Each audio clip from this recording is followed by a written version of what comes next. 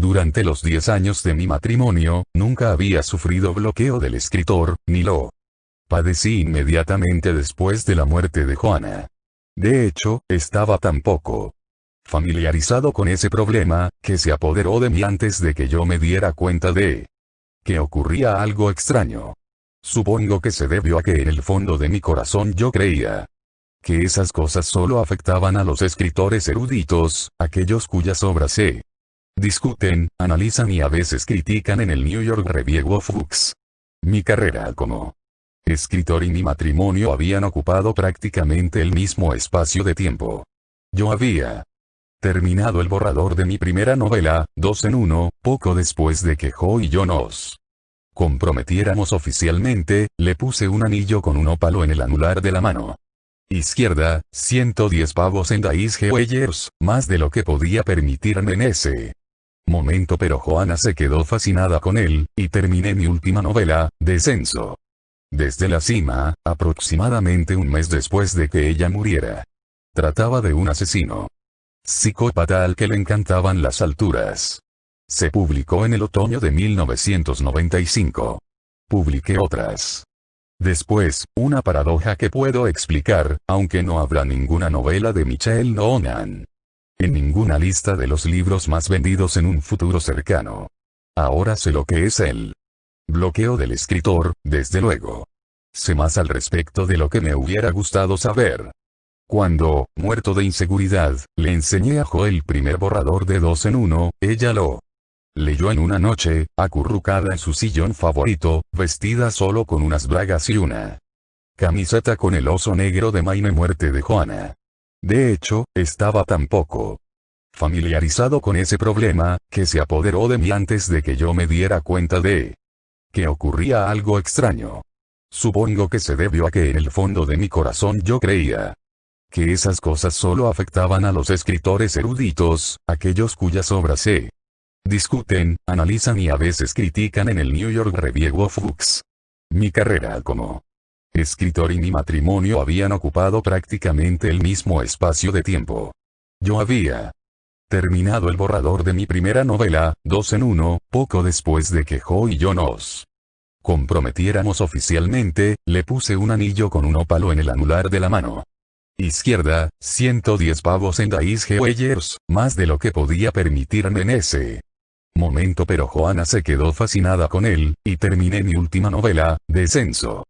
Desde la cima, aproximadamente un mes después de que ella muriera. Trataba de un asesino psicópata al que le encantaban las alturas. Se publicó en el otoño de 1995. Publiqué otras. Después, una paradoja que puedo explicar, aunque no habrá ninguna novela de Michael Noonan en ninguna lista de los libros más vendidos en un futuro cercano. Ahora sé lo que es el bloqueo del escritor, desde luego. Sé más al respecto de lo que me hubiera gustado saber. Cuando, muerto de inseguridad, le enseñé a Jo el primer borrador de 2 en 1, ella lo leyó en una noche, acurrucada en su sillón favorito, vestida solo con unas bragas y una camiseta con el oso negro de Maine estampado en el pecho, bebiendo un vaso tras otro de té helado. Me fui al garaje. En ese entonces compartíamos una casa alquilada en Bangor con otra pareja, pues nuestra situación económica era inestable y no, Jo y yo todavía no estábamos casados, aunque que yo sepa jamás se quitó el anillo, y me paseaba con nerviosismo, sintiéndome como una caricatura de las viñetas del New Yorker, uno de esos tipos que aguarda en la sala de espera de una maternidad. Recuerdo que intenté montar una caseta para pájaros, una de esas maquetas tan sencillas que un niño puede hacerlas y. Estuve a punto de cortarme de cuajo el dedo índice de la mano izquierda. Cada 20 minutos volvía a la casa y espiaba a Jo. Si ella me vio en algún momento, no lo demostró. Lo interpreté como una buena señal.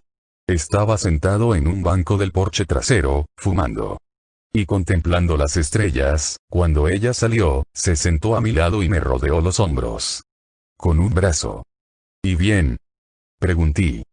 Es bueno, respondió. ¿Y ahora por qué no entramos en casa y hacemos el amor? Antes de que tuviera tiempo de responder, sus bragas cayeron sobre Mi regazo con el sonido susurrante del nylon. Más tarde, cuando estábamos en la cama, comiendo naranjas, un vicio que con el tiempo abandonamos, le pregunté. Bueno, ¿cómo para publicarse? Yo no sé nada del complejo mundo editorial, respondió, pero he leído por placer toda mi vida. Por si te interesa, Curious George fue mi primer amor, no me interesa. Se inclinó sobre mí y me puso un gajo de naranja en la boca, rozándome el brazo con un cálido y provocativo pecho. Y he leído tu novela con mucho placer. Tengo el pálpito de que tu carrera como reportero para el Daily News no pasará de la primera etapa. Creo que voy a ser la esposa de un novelista. Esas palabras me emocionaron, de hecho me pusieron la carne de gallina. No, ella no sabía nada del complejo mundo editorial, pero sí. Jo creía en mí, yo también creía y esa fe resultó fundada. Conseguí un agente a través de mi antiguo profesor de escritura creativa, que leyó mi novela y la condenó con tibios halagos, viendo sus posibilidades comerciales y considerándola, según creo, como una especie de herejía, y el agente vendió 2 en 1 a Random House, la primera editorial que la leyó.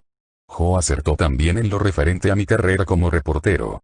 Pasé 4 meses escribiendo sobre exposiciones florales, pruebas de coches y fiestas benéficas con un sueldo de unos $100 semanales hasta que llegó mi primer talón de Random House. $27,000, una vez deducida la comisión de la gente. No había estado en el periódico el tiempo suficiente para que me concedieran el primer y minúsculo aumento de sueldo, pero de todos modos me dieron una fiesta de despedida. Ahora que lo pienso, fue en Hacks Pub. Por encima de las mesas del salón del fondo había un cartel que rezaba: buena suerte, Mike. Sigue escribiendo. Más tarde, cuando llegamos a casa, Juana dijo que si la envidia fuera ácido no habría quedado nada de mí aparte de la hebilla del cinturón y 3 dientes. Cuando nos acostamos y apagamos la luz, después de comer la última naranja y de compartir el último cigarrillo, dije: nadie la confundirá con Luco me guarda ángel. ¿Verdad? Me refería a mi novela. Jo lo sabía, como sabía cuánto me había deprimido la reacción de mi antiguo profesor de creación literaria ante mi manuscrito. ¿No irás a soltarme ese rollo patatero del escritor frustrado, no? Preguntó encaramándose sobre un codo. Porque si piensas hacerlo, avísame ya, así mañana a primera hora de la mañana me compro uno de esos kits caseros de divorcio. Me hizo gracia, pero también me sentí un poco herido. ¿Has leído la primera reseña de Random House? Yo sabía que la había leído. Joder. Prácticamente dicen que soy B.C. Andrews con polla. Bueno, dijo ella cogiendo con suavidad el objeto en cuestión, no hay duda de que tienes polla. Y con respecto a lo que dicen de ti, mira, Mike, cuando estaba en tercer curso de primaria, Patty Banning solía llamarme puta barata, pero yo no lo era. La percepción lo es todo. Chorradas. Todavía tenía mi pene en su mano y lo apretó de tal manera que me dolió y me excitó al mismo tiempo. En aquel tiempo a ese loco ratón de pantalones no le importaba lo que le hicieran. Siempre que se lo hicieran mucho. La felicidad lo es todo. ¿Te sientes feliz cuando escribes, Mike? Claro. Ella ya lo sabía. ¿Y sientes remordimientos de conciencia? Cuando escribo, no quiero hacer nada más que eso, respondí mientras me subía encima de ella. Vaya, dijo con esa vocecita dulce que siempre me derretía, hay un pene entre nosotros. Mientras hacíamos el amor comprendí 2 cosas maravillosas, que Jo no me había mentido al decir que le gustaba mi libro. Joder, supe que le gustaba por la forma en que estaba sentada en el sillón mientras lo leía, con un mechón de pelo sobre la frente y las piernas desnudas flexionadas bajo su cuerpo, y que no tenía que sentirme avergonzado por lo que había escrito, por lo menos no ante ella. Y otra cosa maravillosa, su percepción, unida a la mía para forjar la auténtica visión binocular que solo el matrimonio permite. Era la única percepción que importaba. Gracias a Dios que le gustaba Maugham. Fui B.C. Andrews con polla durante 10 años 14, si cuento los años posteriores a la muerte de Juana. Los 5 primeros con random, luego mi agente consiguió una magnífica oferta. De Putnam y di el salto.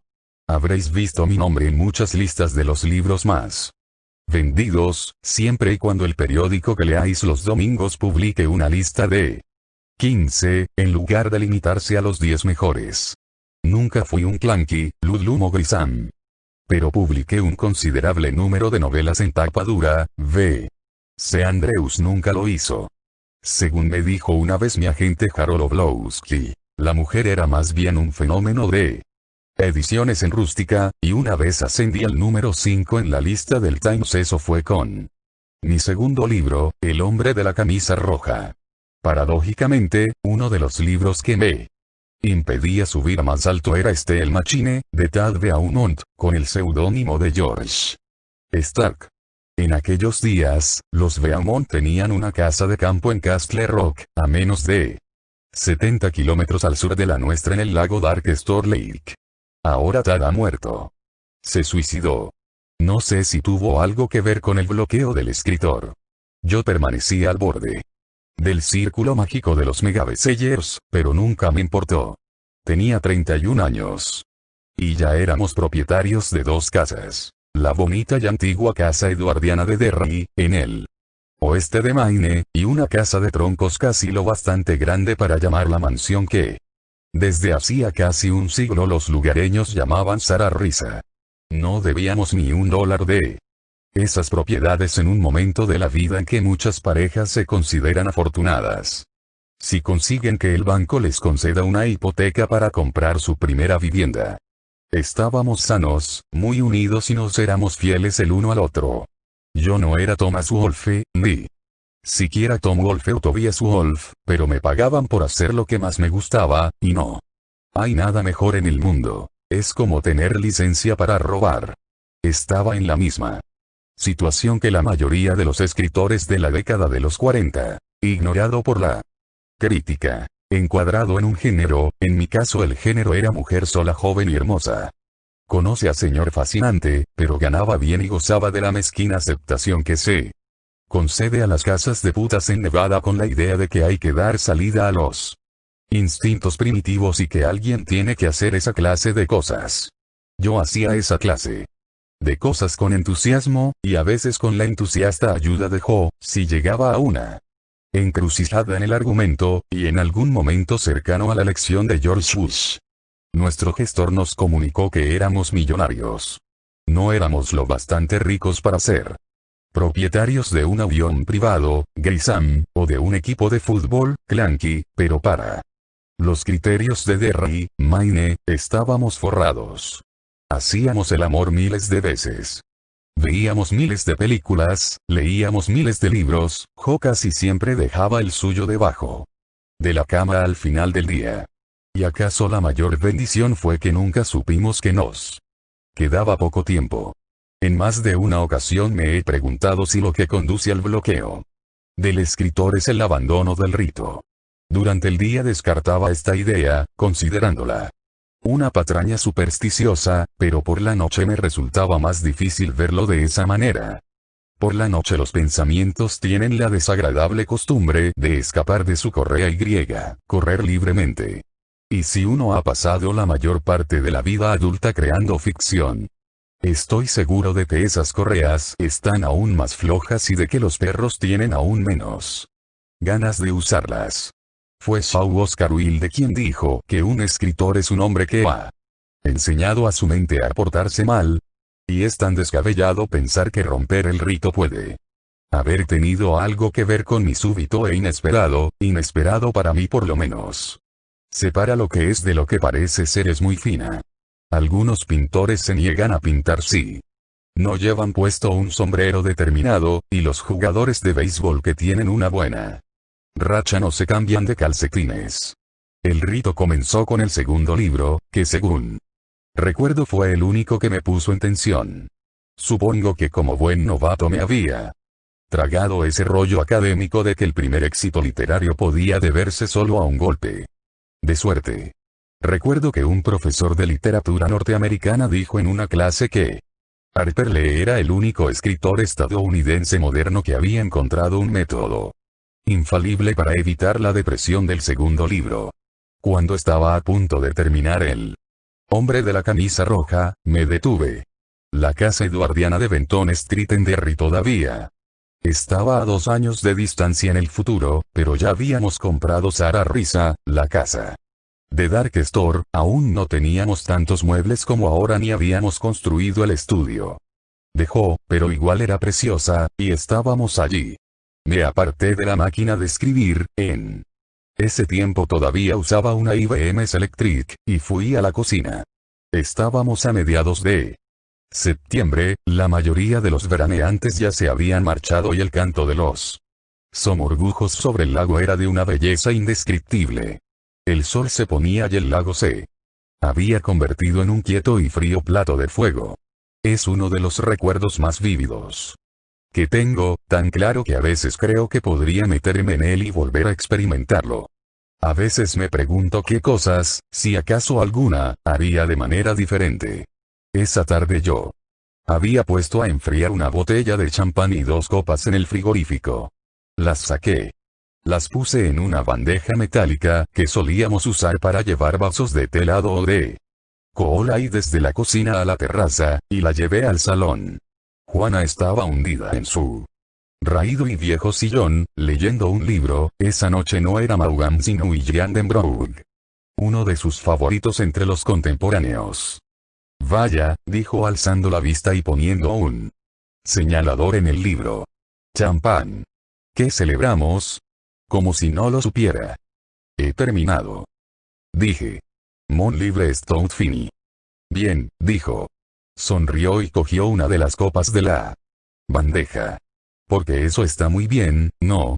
Ahora me doy cuenta de que la esencia del rito, la parte viva y poderosa, como la única palabra mágica en un montón de cháchara, era esa frase. Casi siempre tomábamos champán y casi siempre ella entraba en mi estudio para lo otro, aunque no siempre.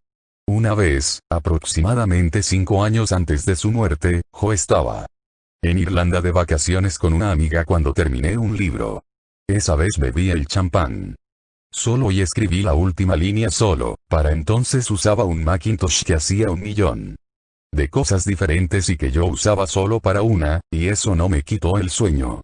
Pero la llamé al hostal donde se alojaban ella y su amiga Brin. Le dije que había terminado y le oí pronunciar las palabras que necesitaba oír, unas palabras que se deslizaron por la línea telefónica irlandesa, viajaron hasta un transmisor de microondas, se elevaron como una plegaria a un satélite y luego descendieron a mi oído. Eso está muy bien, ¿no? Como ya he dicho, el rito comenzó después del segundo libro. Cuando los dos terminamos el champán y nos servimos otra copa, la llevé a mi estudio, donde había una hoja de papel asomando de mi Selectric color verde bosque. En el lago, un último somorgujo anunció la noche con un chillido, un grito que siempre me recuerda a un objeto oxidado girando lentamente al viento. Creí que habías terminado, dijo ella. Solo falta la última línea. Respondí. La novela está dedicada a ti y quiero que escribas el final.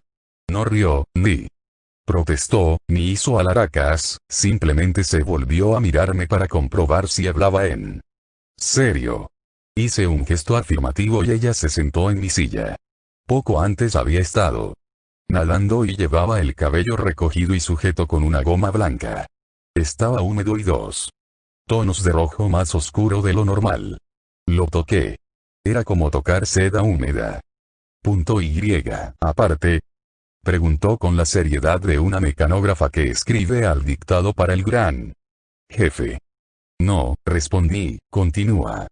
Y luego le dicté la frase que tenía en la cabeza desde que me había levantado a buscar el champán. Le quitó la cadena del cuello y luego ambos bajaron por la escalinata en dirección al coche. Jo escribió y después me miró con expectación. Eso es todo, dije. Supongo que puedes escribir fin.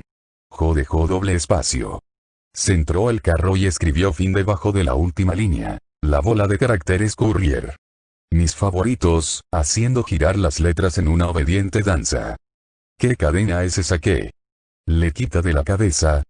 Me preguntó. Tendrás que leer la novela para enterarte. Puesto que ella estaba sentada en la silla de mi escritorio y yo de pie a su lado, Jo estaba en la posición perfecta para poner la cara donde la puso. Cuando habló, sus labios rozaron la parte más sensible de mi cuerpo. Entre los dos solo había un fino pantalón corto de algodón. Tenemos formas de obligarle a hablar, dijo. Apuesto a que sí, respondí. El día en que terminé descenso desde la cima, hice un esfuerzo para cumplir con el rito. Me pareció un acto vacío, una fórmula que había perdido la magia, pero ya me lo esperaba. No lo hice por superstición, sino por respeto y amor. Podría decirse que fue un acto conmemorativo o, si queréis, la verdadera ceremonia fúnebre de Joanna, que por fin tenía lugar un mes después de que la enterraran. Corría el último tercio del mes de septiembre y todavía hacía calor. Fue el final del verano más caluroso que recuerdo. Durante esa última y triste etapa del libro, yo no dejaba de pensar en cuánto echaba de menos a Jo, pero eso no me detuvo. Y hay algo más. A pesar del calor que hacía en Derry, tanto que yo solía trabajar en calzoncillos, ni una vez me cruzó por la cabeza la idea de ir a la casa del lago. Era como si el recuerdo de Sarah Risa se hubiera borrado por completo de mi mente. Quizá fuera porque cuando terminé la novela acabé de asimilar la verdad. Esta vez Jo no estaba en Irlanda. Mi estudio en la cabaña del lago es muy pequeño, pero tiene vistas. El estudio de Derry es largo, está lleno de libros y no tiene ventanas. Esa noche en particular, los ventiladores del techo, había 3, estaban encendidos y agitaban el aire sofocante. Entré vestido con pantalones cortos, camiseta y chanclas de goma, llevando una bandeja con la botella de champán y 2 copas frías. En el fondo de aquella habitación, parecida a un vagón de tren, con un techo abuhardillado tan bajo que tenía que encorvarme para no golpearme la cabeza cuando me levantaba, también había tenido que soportar las constantes protestas de Jo, que decía que había escogido el peor sitio de la habitación para poner el ordenador. Las palabras resplandecían en la pantalla de mi Macintosh. Pensé que quizá estuviera invitando otra tormenta de dolor, quizá la peor tormenta, pero de todos modos seguí adelante y las emociones siempre nos sorprenden, ¿verdad? Esa noche no hubo llanto. Supongo que era incapaz de llorar. En cambio hubo un profundo y desgarrador sentimiento de pérdida. El sillón vacío donde a ella le gustaba sentarse a leer, la mesa vacía donde dejaba el vaso, siempre demasiado cerca del borde. Serví una copa de champán. Dejé que bajara la espuma, y la levanté.